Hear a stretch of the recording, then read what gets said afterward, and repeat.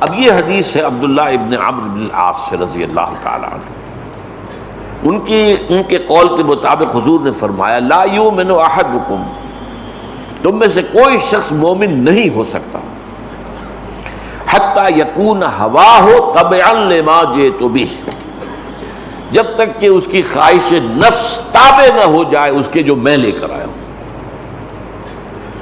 اب اس میں ایک پھر دلچسپی کی بات ہے، یہ لا یؤمن سے 3 حدیثیں بہت معروف اور مشہور ہیں۔ لا یؤمن احدکم حتی اکون احب الیہ من والدہ وولدہ والناس اجمعین، تم میں سے کوئی شخص مومن نہیں ہو سکتا جب تک کہ میں اسے محبوب تر نہ ہو جاؤں، اپنے باپ سے بھی، اپنے بیٹے سے بھی، اور تمام انسانوں سے۔ اور ایک اور حدیث میں آتا ہے لا یؤمن احدکم حتی یحب لاخیہ ما یحب لنفسہ، تم میں سے کوئی شخص مومن نہیں ہو سکتا جب تک کہ وہ اپنے بھائی کے لیے وہی بات پسند نہ کرے جو اپنے لیے کرتا ہے۔ یہ معاملہ جو ہے اس میں یہ کہ ایک تو خود غرضی سے بلند ہو کر، اور دوسری کہ اسی کے تحت در حقیقت دعوت و تبلیغ کا جذبہ یہی تو ہے۔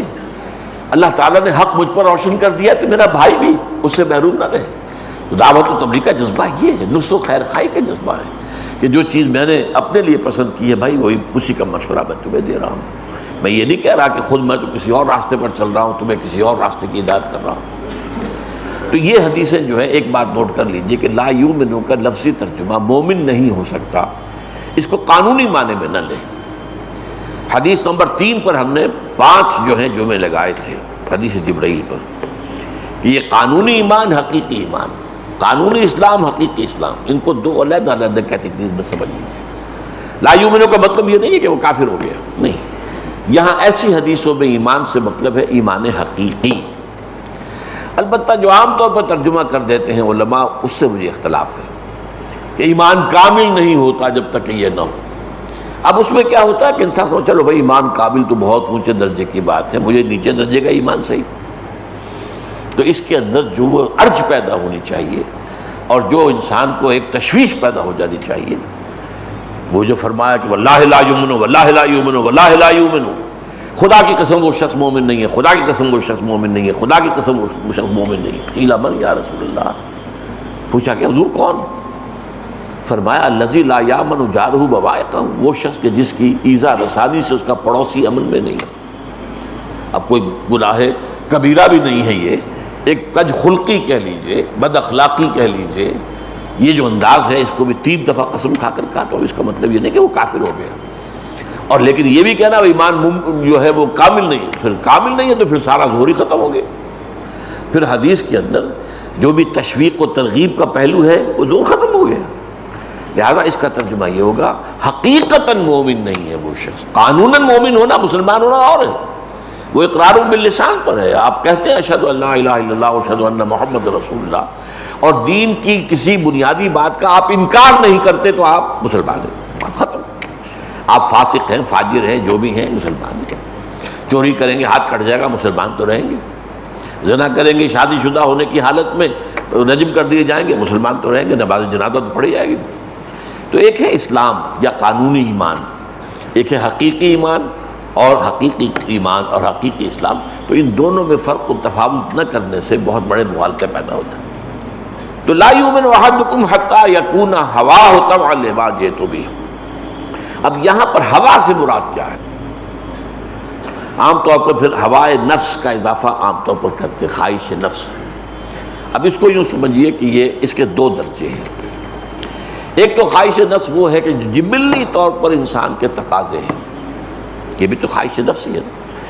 یہ اڈ یا لیبیڈو جس کو کہتے ہیں جدید سائیکالوجی میں، یہ فرائڈ کے اصطلاحات ہیں، اڈ یا لیبیڈو، یعنی جبلی طور پر انسان بھوک لگتی ہے کھاتا ہے، اگر اس کے سیکشول ارج ہے تو ٹھیک ہے شادی کرتا ہے یا پھر گناہ میں مبتلا ہوتا ہے۔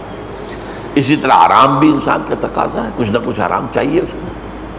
اسی طریقے سے اور انسان کے جبلی تقاضے ہیں، تو ٹھیک ہے جبلی تقاضے بھی نفس میں آئیں گے، لیکن ان کو کنٹرول کرنا ہے، نفس کو کچلنا نہیں ہے۔ نفس کو کچلنا رہبانیت ہے، لا رہبانیت فی الاسلام، اسلام میں رہبانیت نہیں ہے، لیکن نفس کو کنٹرول کرنا۔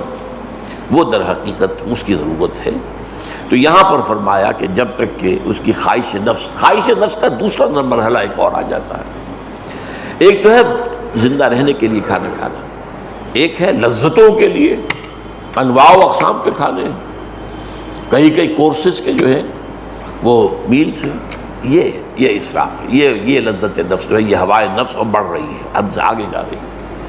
کپڑے آپ کی ضرورت ہے، لیکن یہ کہ کپڑوں کے وارڈروب بھرے ہوئے، یہ نہیں، یہ غلط بات ہے۔ تعیش اور زیادہ عیش پسندی جو یہ پھر نفس کا دوسرا اوپر والا مرحلہ ہے۔ یہاں آ کر نفس جو ہے وہ گویا کہ باغی ہو جاتا ہے، اور وہ پھر انسان کا مخالف بن جاتا ہے، دشمن بن جاتا ہے۔ یہ جو نفس کا یا ہوائے نفس کا جو معاملہ ہے خرابی کا، اس کو قرآن مجید میں مختلف انداز میں بیان کیا گیا۔ اس میں جو سخت ترین انداز ہے وہ میں آپ کو سنا رہا ہوں، میں نے دونوں آیتیں پڑھ کر سنائی ہیں۔ سورہ فرقان میں ہے، أَرَأَيْتَ مَنِ اتَّخَذَ إِلَٰهَهُ هَوَاهُ أَفَأَنْتَ تَكُونُ عَلَيْهِمْ وَكِيلًا۔ کیا اے نبی آپ نے دیکھا، غور کیا اس شخص کے حال پر جس نے اپنی خواہش نفس کو اپنا معبود بنا لیا؟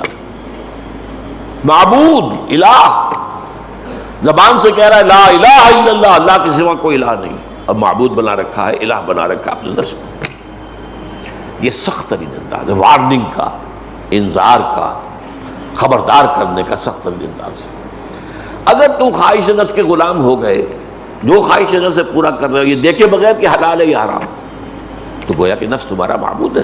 تم کہنے کو کہہ رہے ہو کہ آپ اللہ کو معبود مانتے ہیں، آپ در حقیقت تو آپ اپنے نفس کے غلام ہیں، نفس کے پجاری، خواہش نفس کی پوجا کرنے